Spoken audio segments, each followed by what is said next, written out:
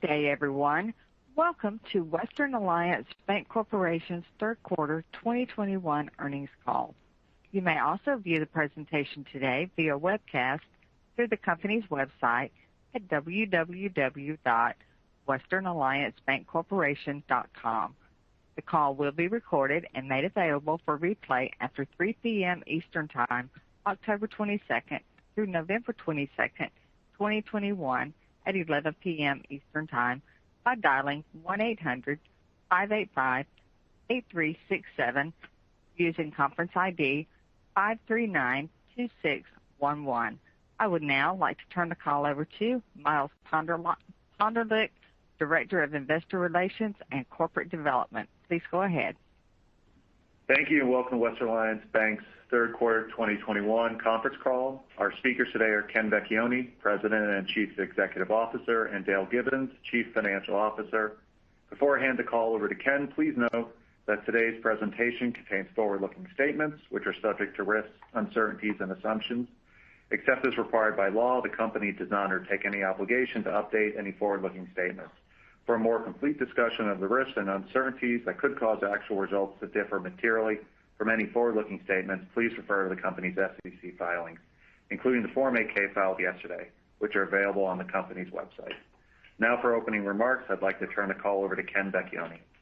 Good morning and good afternoon to everyone. Also joining us here today is Tim Bruckner, our Chief Credit Officer.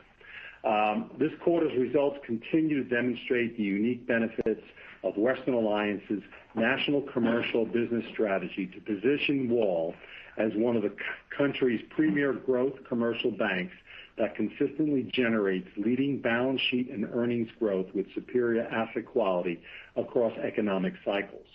As a company, we are proud of our thoughtful, safe, sustainable growth and are excited to have passed the $50 billion asset milestone. Validating our strategy during the quarter, we raised $300 million in inaugural preferred offering, achieving the lowest ever preferred dividend rate for a U.S. bank under $100 billion in assets at 4.25%. In the third quarter, exceptional balance sheet expansion continued with our highest ever quarterly loan growth of $4.8 billion, or 63% on a linked quarter annualized basis. And deposits rose by $3.4 billion, or 32% annualized, as we continue to effectively deploy liquidity. Loan demand continued to broaden across our business lines, with C&I loans increasing by $2.2 billion, inclusive of $240 million of PPP runoff, along with $2.3 billion of growth in our residential portfolio. Notably, capital call lines drove $1.9 billion of growth within C&I as deal activity continues to be strong and utilization rates rose. Additionally, resort lending and hotel franchise finance contributed approximately $114 million to loan growth, as well as $148 million increase in CRE investor. For the third quarter, WAL generated record total net revenues of $548.5 million, a 57% annualized rise in PPNR to $317.1 million, and adjusted EPS of $2.30. Adjusted EPS quarter to quarter rose by 1 penny as the company recorded a provision for credit losses totaling $12.3 million, an increase of $26.8 million from the $14.5 million provision released in the second quarter. We remain one of the most profitable banks in the industry, with return on average assets and return on average tangible common equity of 1.83% and 26.6% respectively, which will continue to support capital accumulation and strong capital levels in the quarters to come. I would like to reiterate that AmeriHome is now integrated into the strategic fabric of Western Alliance and is thoughtfully managed to maximize value for the entire bank through loan, deposit, and net interest income growth.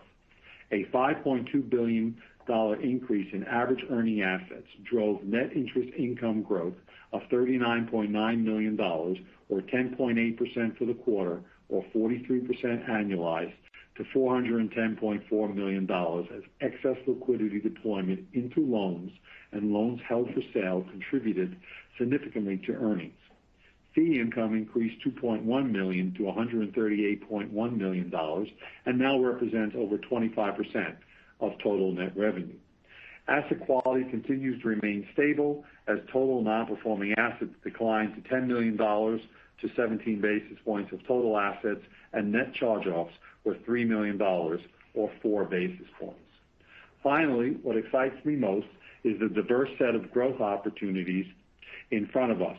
We will continue to do what we do best and support our clients in attractive markets nationally where they do business.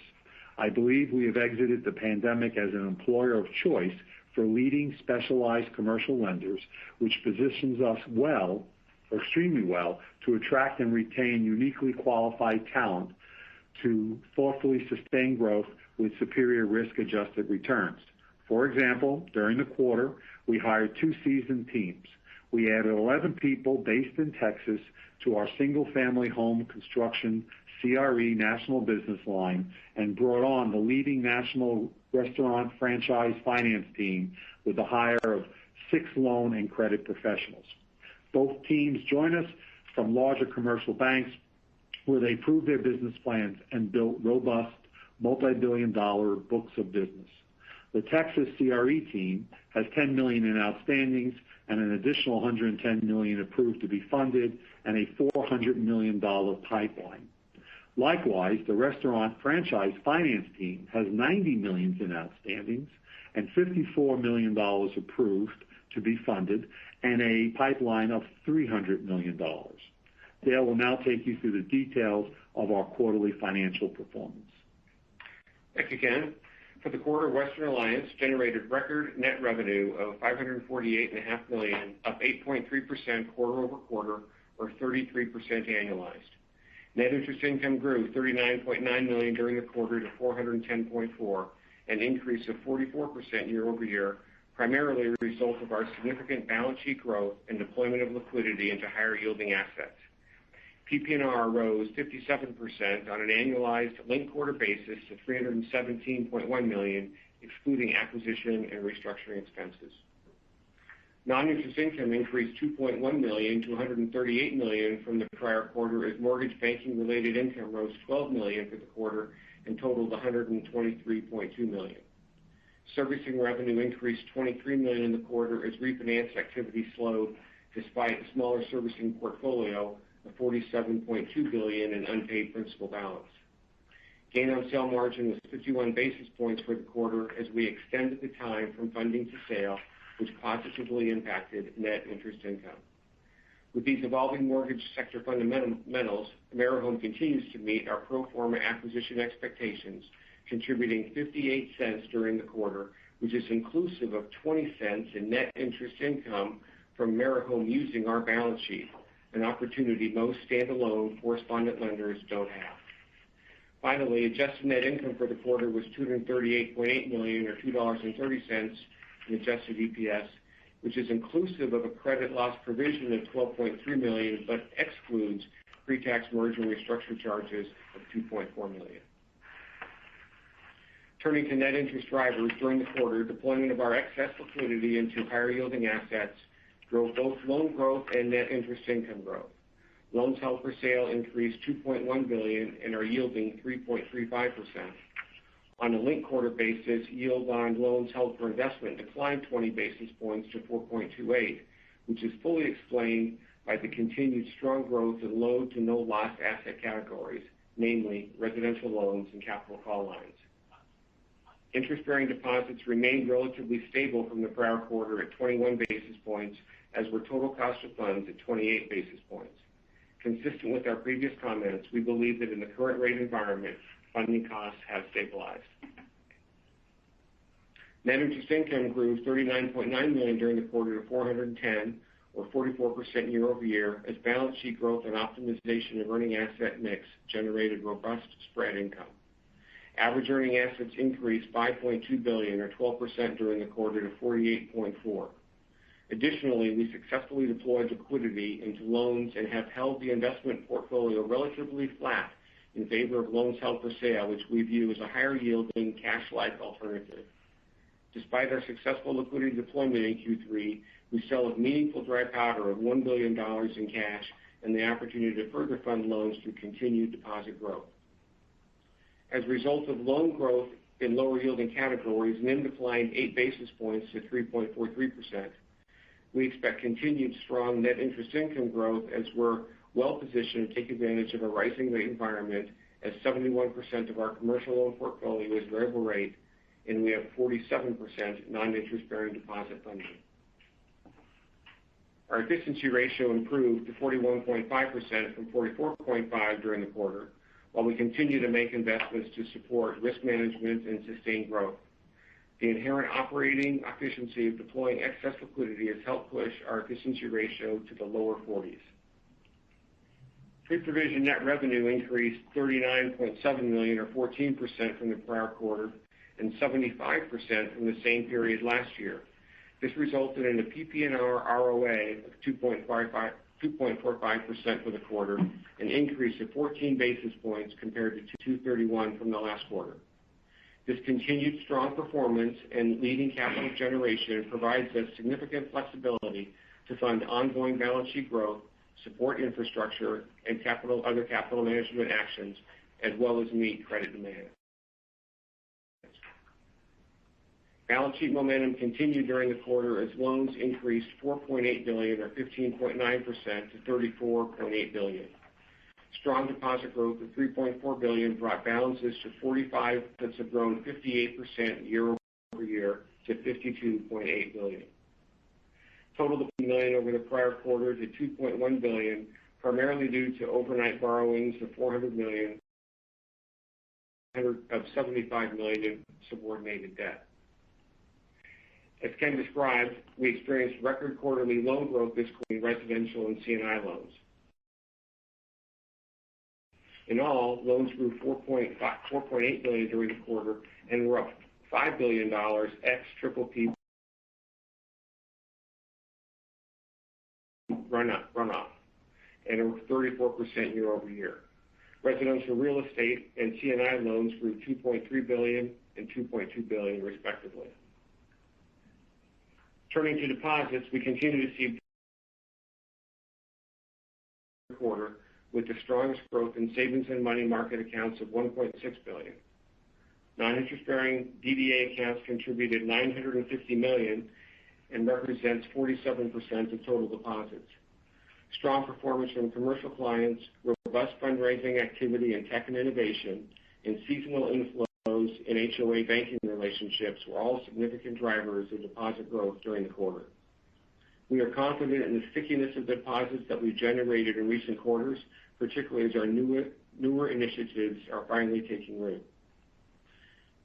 Our asset quality remains strong and stable. Special mention loans continue to decline to $364 million, or 105 basis points of funded loans.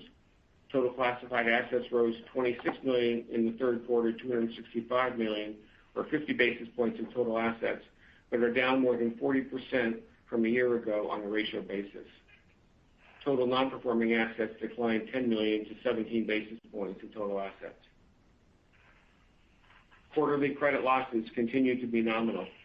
In the third quarter, net charge-offs were $3 million, or 4 basis points of average loans annualized, compared to $100,000 in the second quarter. Our loan allowance for credit losses increased $15 million from the prior quarter to $275 million due to robust loan growth. In all, total loan ACL to funded loans is 80 basis points, or 82 basis points when excluding PPP loans. As mentioned in prior quarters, the strategic focus of the bank is to source a significant portion of loan growth from low to no loss segments to achieve a risk-diversified portfolio. With the third quarter loan growth, our low to no loss segments now comprise over half of total loans. Given our industry-leading return on equity and assets, we generate sufficient capital to fund about 25 to 35% annual loan growth, depending on the mix, and this is after dividend service. Our tangible common equity to total asset ratio of 6.9% and common equity tier 1 of 8.7% were weighed down this quarter by robust asset growth in excess of these levels. As you have seen throughout the year, we took several capital actions to enhance our capital stack and support ongoing growth. During Q3, we issued $300 million of preferred equity, which was slightly offset in total capital as we redeemed $75 million of subordinated debt. We are also redeeming $175 million of 6.25% subordinated debt this quarter, which we anticipate to be complete in November. We will recognize a $6 million pre-tax non-recurring charge associated with this redemption as we accelerate amortization of origination costs on that debt. Inclusive of our quarterly cash dividend payment, which we increased to 35 cents, our tangible book value per share rose $1.81 in the quarter to $34.67, or 19% growth in the past year. Our tangible book value per share growth is industry-leading and has grown 2.5 times that of the peers over the past 5 years, or at a compound annual rate of over 19%. I'll now hand the call back to Ken to conclude. Thanks, Dale. The third quarter really was an exceptional quarter from an earnings and loan growth perspective, as our distinctive national business strategy model continues to hit on all cylinders. Impressively, end-of-period loan balances were $3.3 billion greater than the average balance, which provides a strong jump-off point for the fourth quarter. Net interest income, in addition to the $1 billion in excess liquidity that we are gradually deploying in the coming quarters. We're very excited about the diverse set of growth opportunities in front of us as we enter the fourth quarter. Looking forward for full year 2022, you can expect loan held for investments to continue robust growth with a quarterly minimum of $1.5 to $2 billion, an increase from the prior guidance of $1 to $1.5 billion, or a low to mid-20% growth rate for the year, with flexible origination mix designed to maximize net interest income. Today, approximately half of our growth was generated from low to no loss residential mortgages. Deposits are expected to grow in line with loans as we work to deploy excess liquidity and normalize the loan to deposit ratio, which today stands at 77%. We expect to maintain our efficiency ratio in the lower 40s as we continue to invest in risk management and technology and work to bring new business lines, products, and services to market. Total revenue and PPNR growth will track balance sheet growth as we benefit from operational leverage. Regarding capital, we are targeting a CET1 ratio of 9%, which our robust quarter-end loan growth impacted. We have several mechanisms to address our capital levels. Most importantly, we generate significant capital through earnings growth and have historically demonstrated our success in accessing the capital markets. In conclusion, we continue to see strong pipelines and have the operating flexibility to both execute on near-term opportunities while investing for the long-term growth. At this time, Dale, Tim, and I are happy to take your questions. Thank you. To ask a question, you will need to press star one on your telephone. To withdraw your question, press the pound key. Our first question comes on the line of Ebrahim Poonawala with Bank of America. Hey, good morning. Good morning. I guess first, Ken, you talked about next year and the low 40s efficiency ratio. I think the one thing that investors wrestle with is just the sustainability of your ROE. Give us a sense of, like, one, is this efficiency ratio sustainable, especially given your asset size going over $50 billion today? And is there anything on the mortgage side that we should worry about that could impact the profitability of the bank over the next year or two? Okay, thanks, Ephraim. First, we think the efficiency ratio in the lower 40s is sustainable for the next couple of years. We think our strong net interest income will overpower any expense growth that we have. What we're doing as a company, I think it may be a little bit unique, rather, compared to our industry peers, is not only are we working on 2022's growth, but right now we're working on 2023's growth. And we need to keep the efficiency ratio in the lower 40s so we can bring in new teams, as I just discussed, launch new products and services to propel us going forward. Regarding AMH, and if there's anything that worries us or can impact the growth, AMH has a number of levers combined, being inside of a commercial bank, as you heard Dale talk about, with net interest income growth. And so we are still confident about the 2022's EPS guidance that we had given when we did the acquisition, which is now folded into our overall guidance as we talk about the company. Abraham, I appreciate your comment on alluding to the $50 billion as being a hurdle that sometimes is accompanied with higher levels of risk management expenses. But as Ken indicated, we've been leading this ahead for years now, and so we have already put in place much of that infrastructure that we need, and expect that, basically on risk management, you probably get diseconomies of scales as you grow, but we're prepared for that, and that's embedded in our guidance on efficiency. That's helpful, Dale. Thanks. Just because I think the other side of low efficiency is concerns around underinvestment, so I think that's helpful. And then just separately on the loan growth, Ken, I think you mentioned minimum of 1.5 to 2. Paint us an upside scenario of what could lead that loan growth to being much stronger. Obviously, you are a much larger bank today. I would imagine there are many more opportunities than you had even 12 months ago. So give us a sense of whether you see more upside or downside risk to that loan growth outlook and what would drive that. Thank you. Okay. Thank you, Ephraim. Let me just add the last comment, the first comment you made, that we are very cognizant of underinvesting. So we're not looking to drive that efficiency ratio below 40%. We could if we wanted to, but investing for the long term and having long-term growth aspirations as we do, it's important that we keep investing, which leads us right into your question about my confidence level. So feel very strong about growing between $1.5 to $2 billion. If you kind of look backwards, you can see that our old guidance of $1 to $1.5 billion, we easily passed that or succeeded that.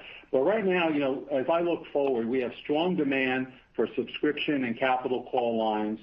There's demand in lot banking, hotel, and residential construction. We believe there'll be some new AmeriHome products that will bring online jumbo loans, non-QM loans that will be able to feed our balance sheet as well.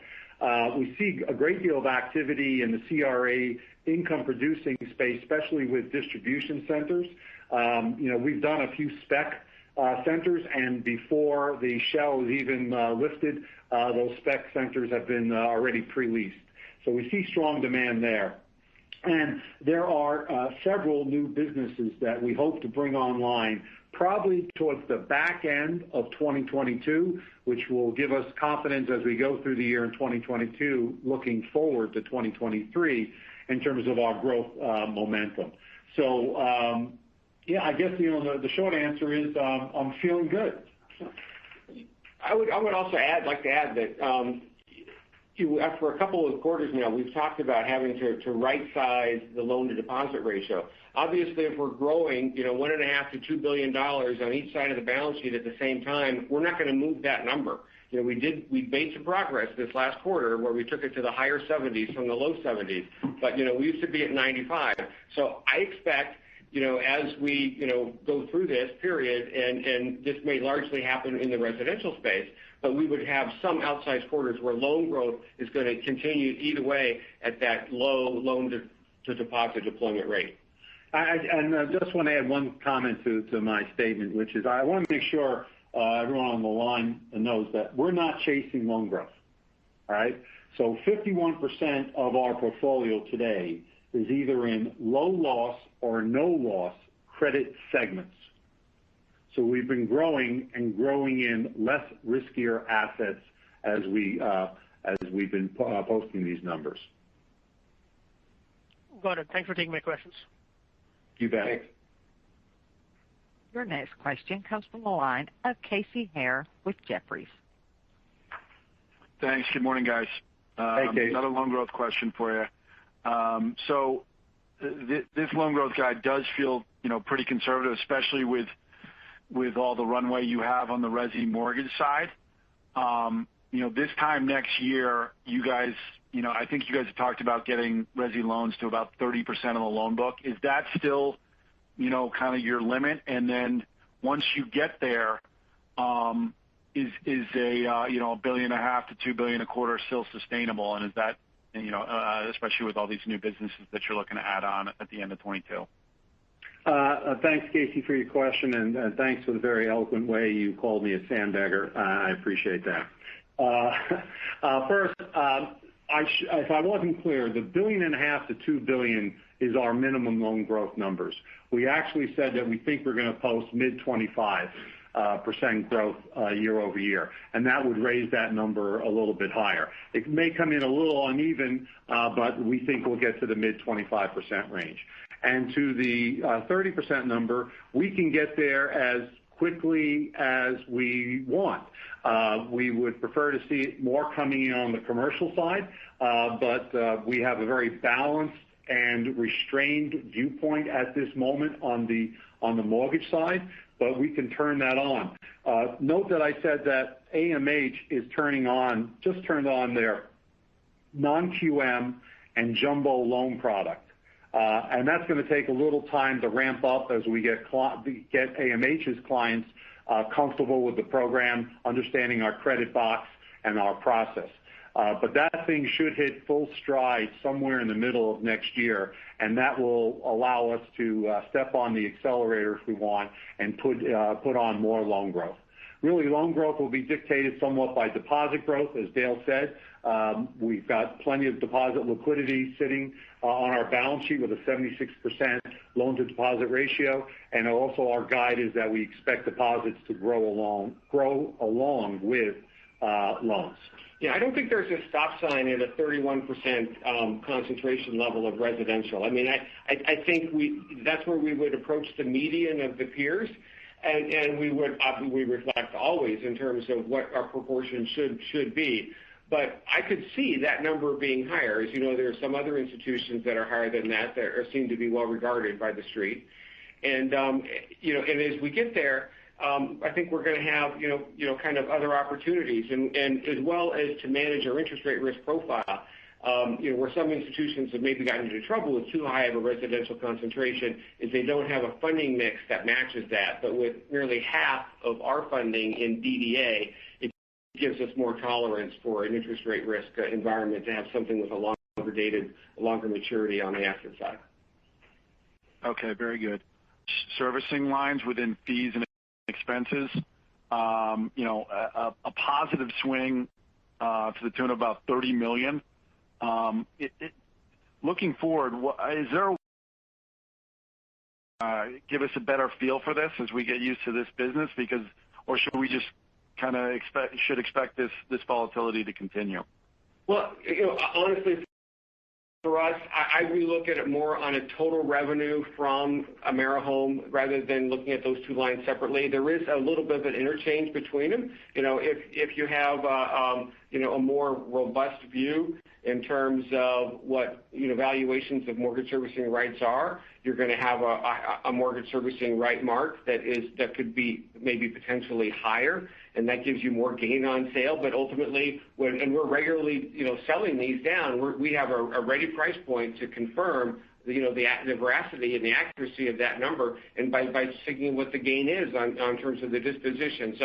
So one feeds the other, and they run off of each other in a fairly short window on our balance sheet and income statement, unlike some others.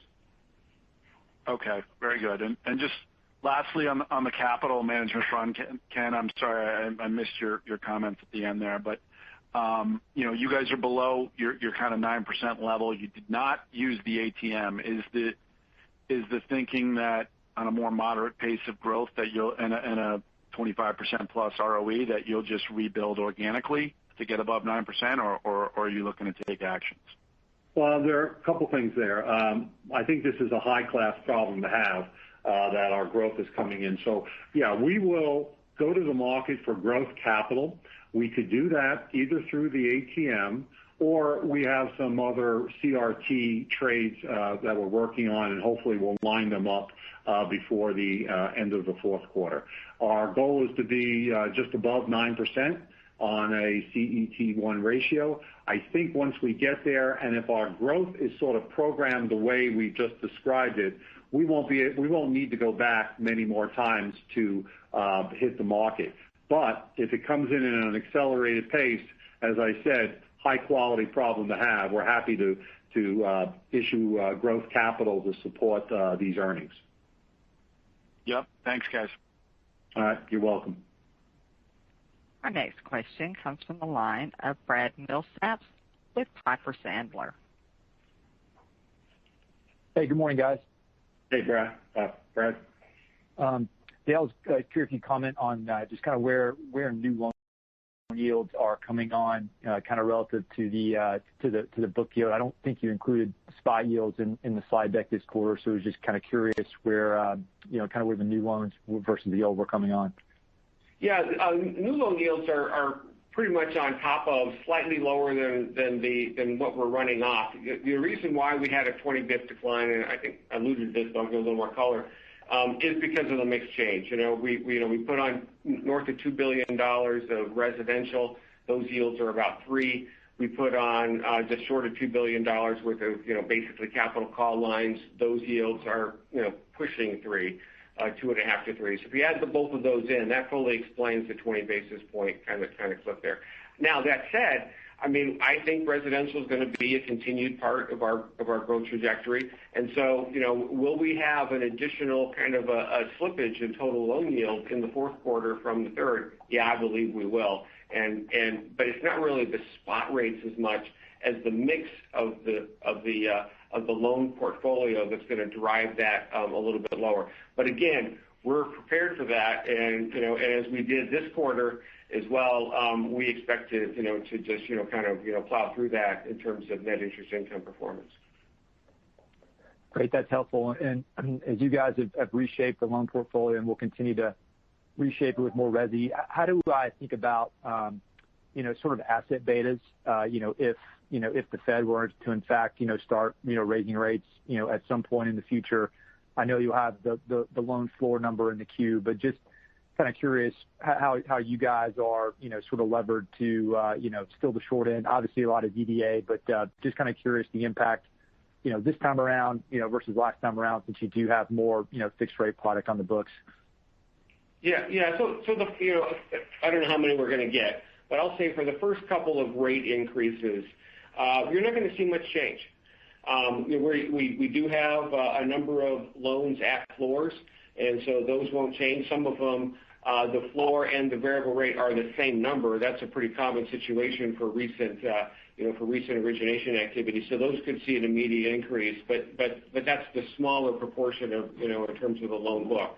So within a range of 2 to 3 kind of rate revisions, I don't think we're going to see much on the asset yield improvement, nor are we going to see much in terms of funding costs. 2 reasons on the funding costs. One is we've got a very heavy proportion of DDA today, and 2 is I just see a lot of liquidity in the system, and I see banks kind of struggling to deploy that. I don't think you're going to get betas, at least out of the gate, for the industry as high as they've been in other rate rising environments, because there's just no incentive to increase your funding costs when your opportunities for deployment remain limited.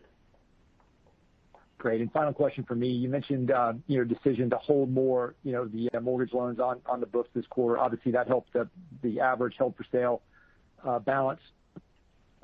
Is it your intent to continue to do that? Obviously market conditions will drive that, but or have you just kind of scratched the surface on kind of where you think that number can go in terms of adding new products at AMH, et cetera? Just wanted to get a sense of that average balance going forward of loans held for sale. So this is Ken. I think the average balance is going to rise. It's going to rise as you see deposit growth continue. We had a $7.3 billion average balance for Q3 for the held for sale versus an ending loan balance of 6.8. We see this as an attractive way to generate incremental net interest income. These loans earned 3.35%. That was up 24 basis points from the prior quarter.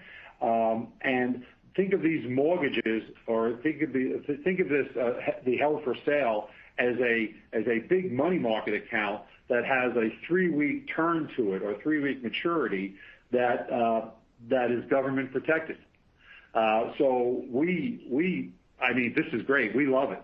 And this is one of the reasons, and as we both, Dale and I, alluded to in our comments, that these are the benefits that we get with AMH that standalone mortgage providers would not get. And that's why we're very excited about doing the acquisition, because of all the deposit and loan growth, net interest income opportunities that AMH offered to us.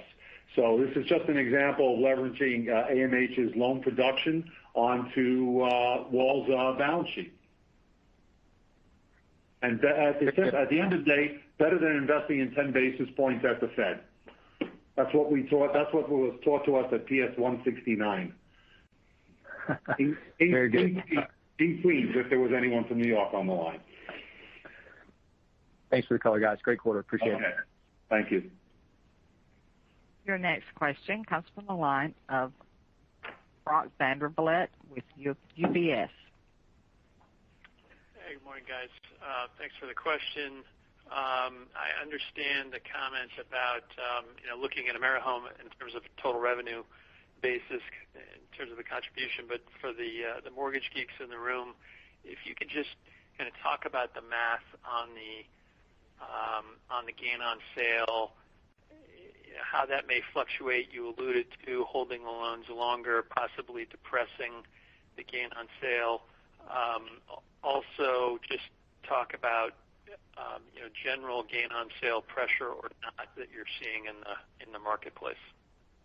Yeah, so there is a gain on sale pressure on the margin. If you go back to our comments when we acquired AmeriHome, we always kind of planned for more of a 2018 gain on sale margin scenario. We hoped we'd be wrong, but it's moving towards that direction. So what we have in terms of the opportunities in front of us is to increase our win share, our win rate, which was about 8.9% this quarter. So that's one way to maintain the gain on sale dollar amount. Again, the other thing is we're not a slave to the gain on sale income.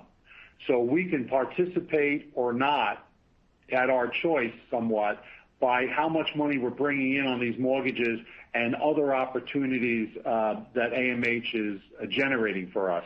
So in our big pro forma, when we looked at it, we assumed that we were going to get income from the new deposit growth, income for held for sale, income for held for investment mortgages we put on our balance sheet. We assumed that we were going to lower their cost of funds. We assumed that we could go out and cross-sell against their 840 client base and sell warehouse lending financing or MSR financing. So all that was sort of embedded in the big picture in terms of when we did the transaction. So we have a number of levers to pull if the margin continues to compress without it jeopardizing our pro formas. Yeah, and you've already started a couple of these. So, and we talked about this, I think, last time as well. But so, before we acquired AmeriHome, they were just in the government, the government products. So GSE or direct obligations of the federal government, and they have now already rolled out their jumbo product. That's a new sandbox for them that is also going to give them some GOS revenue, as well as non-qualified mortgages as well. So we're expanding their playing field of what they're doing. We're expanding the penetration that they're getting in this group from a 9% number, as Ken mentioned, to something higher, moving up from there. And then we have a number of other elements like held for sale loans to, again, address, the performance and to soften any volatility in the mortgage market because they can kind of rely on us for liquidity. And just to clarify that, Dale, if you had sold straight away, would that have resulted in a higher gain on sale that by holding you're just choosing to recognize in NII or some other place? No, I don't think it would result in a higher GOS if we had sold immediately. What it would have resulted in is less interest income. So I mentioned we said they had 58 cents contribution. Well, 20 cents of that is basically them using our balance sheet and liquidity to use this held for sale, line and hold. If you strip that away, and a number of banks that are solely in this space that aren't owned by a banking company don't really have net interest income. That's really not a meaningful component of their revenue sources. Then their EPS is 38 cents. Right, which represents about 16% of our overall earnings. And just for the mortgage geeks out there, as you said, I just want to emphasize that while AMH is a notable piece of our income stream, there are other regional and national business lines that produce equal to or greater on the same number. So for tech and innovation produces more than AmeriHome.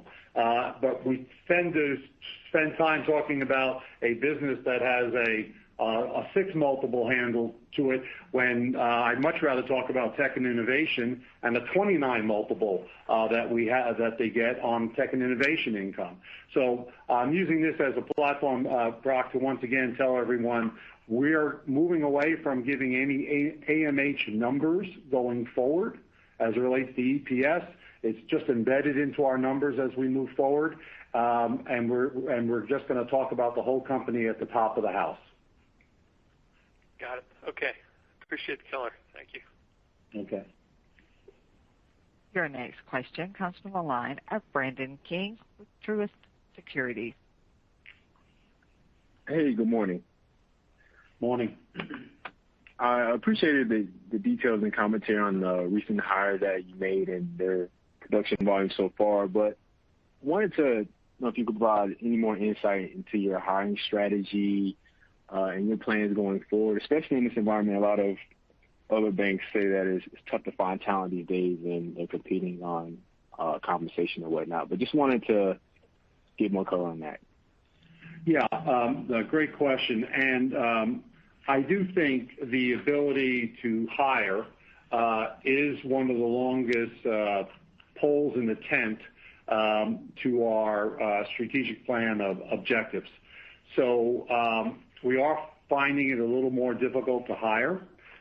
Just yesterday on our town hall, I announced a number of changes which we think are very positive relative to both compensation, benefits, and flex work schedules.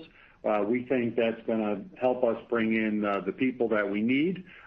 We have, in certain cases, for the administrators, loan closers, those types of folks, offered hiring bonuses that seem to have worked and bring people in. So that's good. So, I think that we're feeling a little bit of the pinch as some of the other companies are. As it relates to opportunities to bring new teams in, though, we have more people contacting us about coming over to Western Alliance. I think our size of the bank now helps. Our profile helps. Of course, the numbers that we posted help. And it's also a very good way when we sit down across the table from a team or several people that we'd like to bring in, and we say, the stock did double this year. And the equity portion of what they get also is very attractive. So we're trying to work all the angles here in terms of bringing in people. Okay, great. And then touching on credit. So the reserve on a percentage basis declined in the quarter, but there was a provision obviously because of the higher balance sheet growth. And now that you're growing in lower loss loan categories, where do you see that loan loss reserve ratio shaking out at? It's really hard to say because, we're in the CECL environment, currently expected credit losses. Well, one of the things that was powerful in our ratio declining so quickly is the expectations for collateral value reductions, particularly in commercial properties, abated dramatically. And so right out of the gate in the pandemic, everyone thought there was going to be kind of a collateral value collapse. No one was ever going to go to the office again.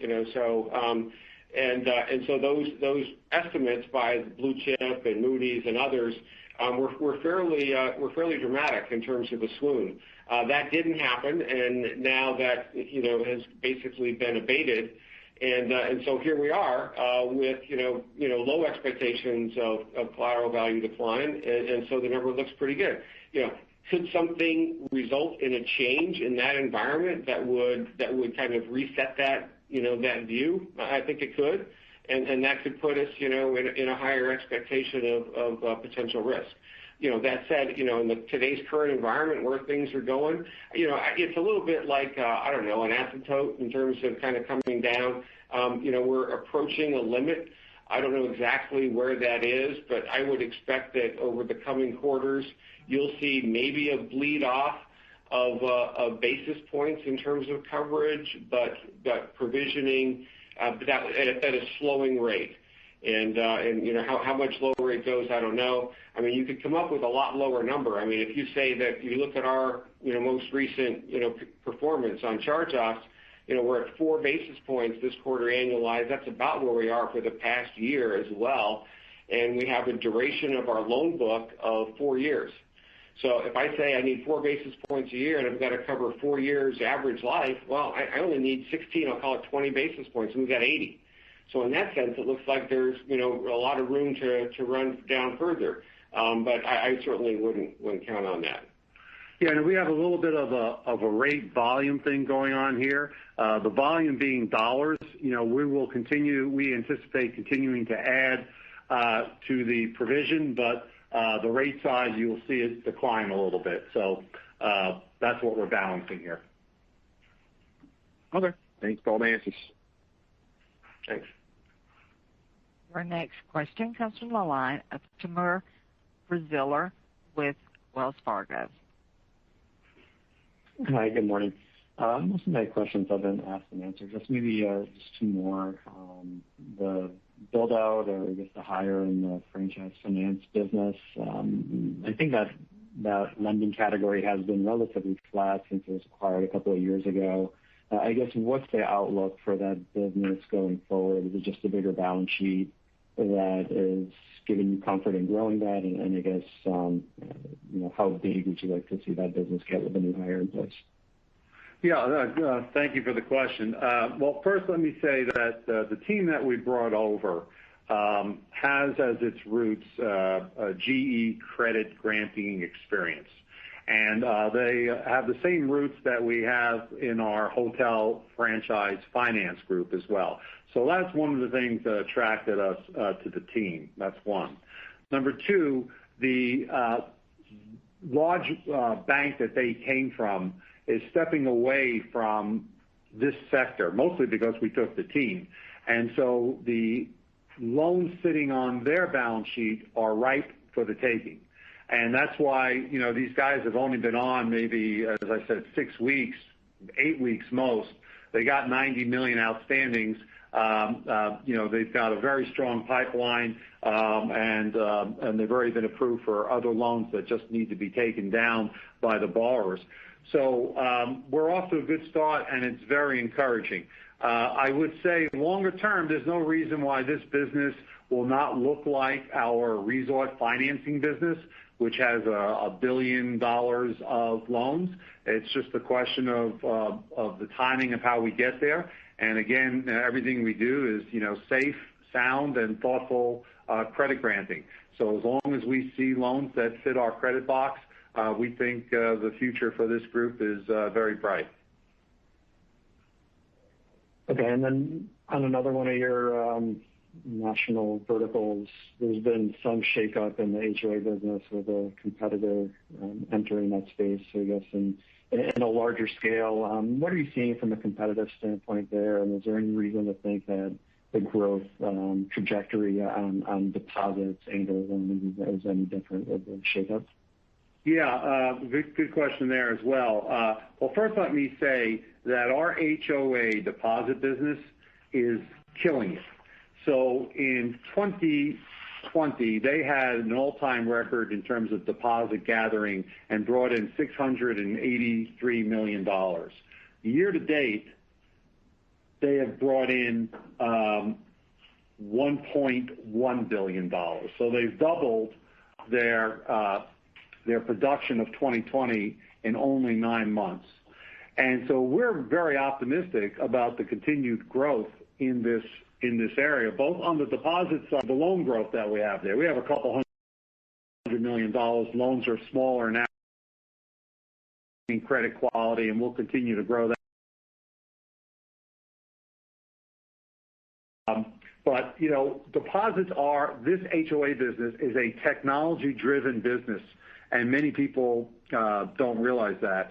And with the upheaval in the market, I could think of, 2 or 3 banks that are coming together or have purchased an HOA business. We welcome competition. We're not frightened of it. And our performance to date indicates that we'll be able to stand up and continue to grow this segment. Thank you for the call. Thanks, Porter. Thank you. Your next question comes from the line of Chris McGratty with KWB. Hey, good morning. The $1.9 billion that you referenced with regard to capital call-in, can you contextualize that a little bit? How big is that outstanding right now? And then could you also just review the overall mix of the legacy bridge book? Thanks. So there are about over $3.1 billion in both subscription and capital call lines. We see that as a very opportunistic area for us to continue to grow. Private equity, venture capital funds that are our clients, they're growing their funds. And as they grow their funds, they need more capital to help enhance their IRRs. And we're dealing with the brand names that you would know that, are publicly traded or very, very well known. And, we really stepped into this business. We were 2 years ago. And so we've kind of stepped into it, and we like the growth prospects there. In terms of, I'll say, tech and innovation overall, year to date, tech and innovation overall has seen loan growth stay rather flat. And that's because with all the liquidity in the VC ecosystem, a lot of our loans are getting paid down. But as I said on our town hall meeting yesterday about the tech and innovation group, when they get lemons, they make lemonade. And the lemonade that they're making is really on the tech and innovation side in terms of growing deposits. So they're having just an outstanding year in tech and innovation deposit gathering. They're up over $800 million. So again, that helps us fuel other opportunities we have other places on the balance sheet to grow loans. Was there something? Thanks for that color. Was there something in this quarter, because $1.9 billion to get to 3.1? That's just quite remarkable in one quarter. Is there anything specific to this quarter that I know that the growth's been tremendous for the industry, but basically a doubling? Yeah. First, let me say it surprised us as well that they grew that quickly. We had granted approved a number of subscription lines, kind of dating back, bigger ones in size, Q4 of 2020, and also the first quarter and second quarter of this year, and they just started to get pulled down.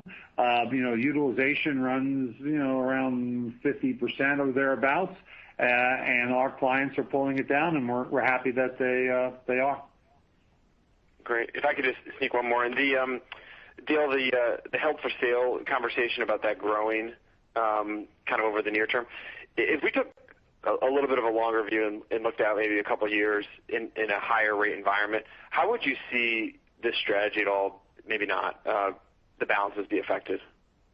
I think it's going to top out.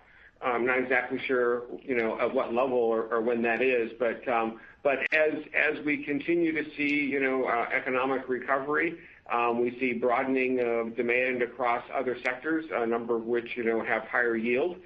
We think that this is an accordion. I mean, it's really, to us, it's almost like a parking in the securities book, except it's rate sensitive, and you can get the money out in 3 weeks. I mean, these are very short kind of rolls. So it's an alternative to that. It certainly yields better.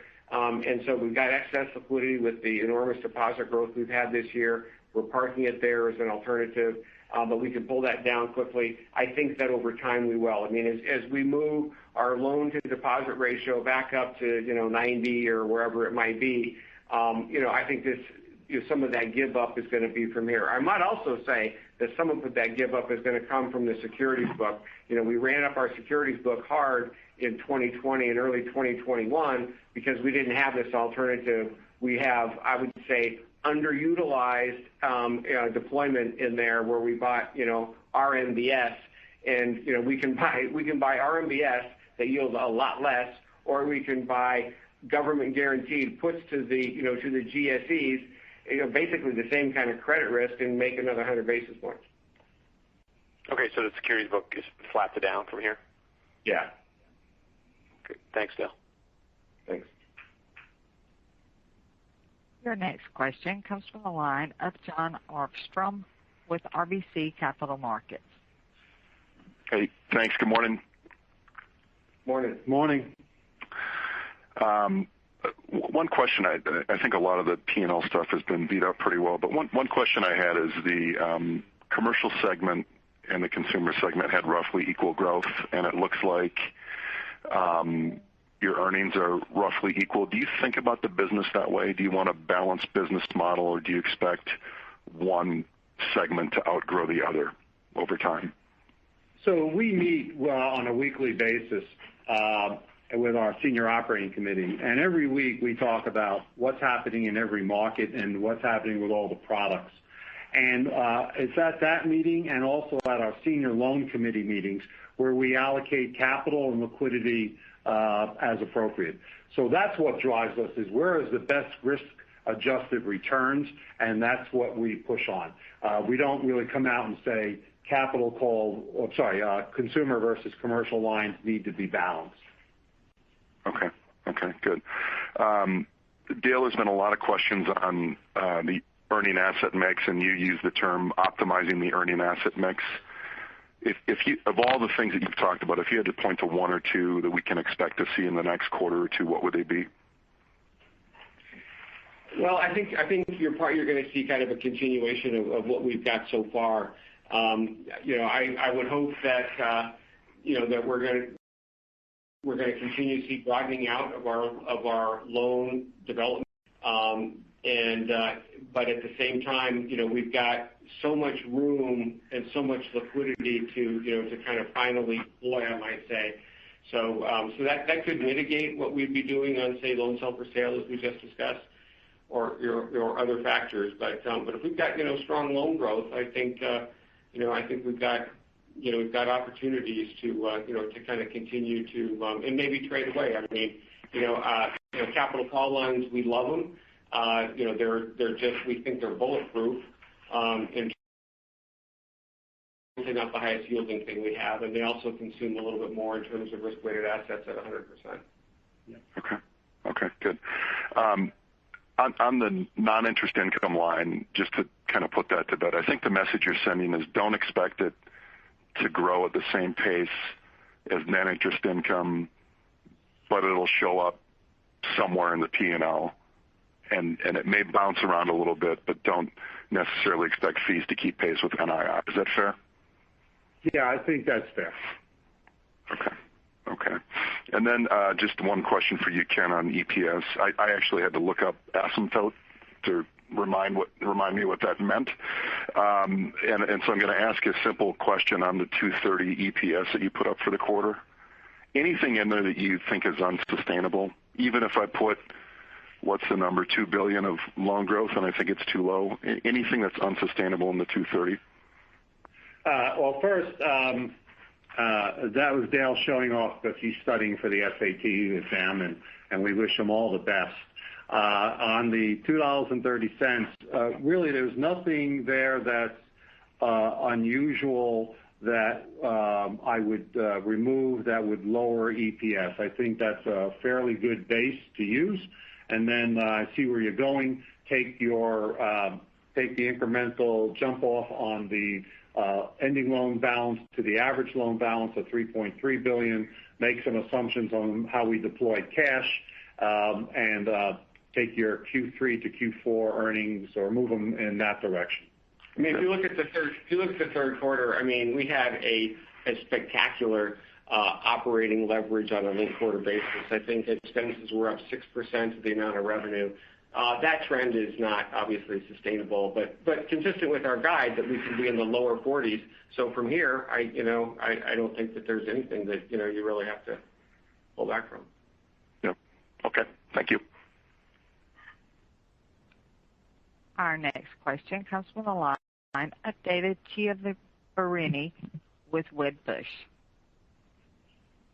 Hi, thanks. I have a follow-up on the size of the held-for-sale portfolio. You mentioned about it rising with deposits, but when I look at the period-end balance versus the average, it's lower. And I would assume that, and I may be stating the obvious here, but it would be a function of mortgage origination levels. So, for instance, over the summer months, when you're originating, say, $20 billion, if we go into the winter months and you're originating $10 billion and you're holding these loans for 3 weeks, I imagine that those, held on the balance sheet would be lower through the winter. But can you talk about that a little bit?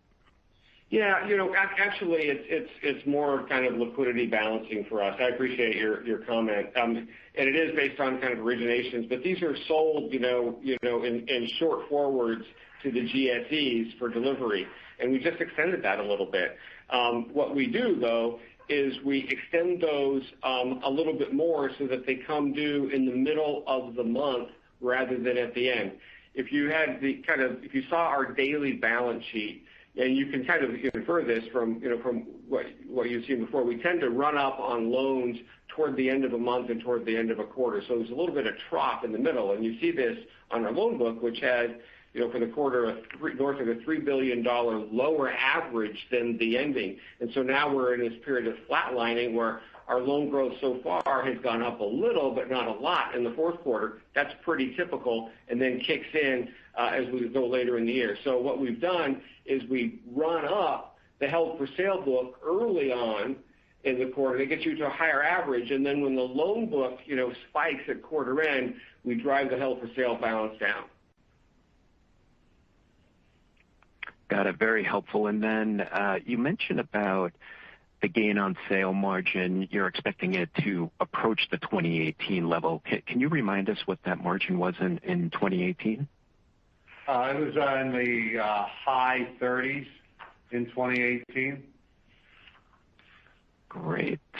And then shifting to that new team in Texas, the single-family home construction CRE National Business Line, you sized the restaurant franchise finance, and that could get to $1 billion. Can you give us a sense of how big you expect this team and this portfolio to grow? I'm having a little trouble giving you that number because there are several factors that come into play, housing permits, the churn, and all that. But we wouldn't have gone into this area and hired this team unless we thought that over time we could get to about the same level as the food franchise group. I just don't know how quickly they're going to get there, but they've got a very strong pipeline. We're very active in terms of helping them and flying down there and working with them and their client base. So a lot of optimism around it. But I would say I think you should use the same $1 billion number for the food franchise. Got it. Thanks very much. And this concludes the question and answer portion of our call. I will now turn the call back over to Mr. Ken Vecchione for closing remarks. Yeah, just thank you all for joining us today. We think we had a killer quarter, and we look forward to talking to you in a couple of months from now about our Q4 results. Thank you all. Have a good weekend. This concludes today's conference call. Thank you for participating. You may now disconnect.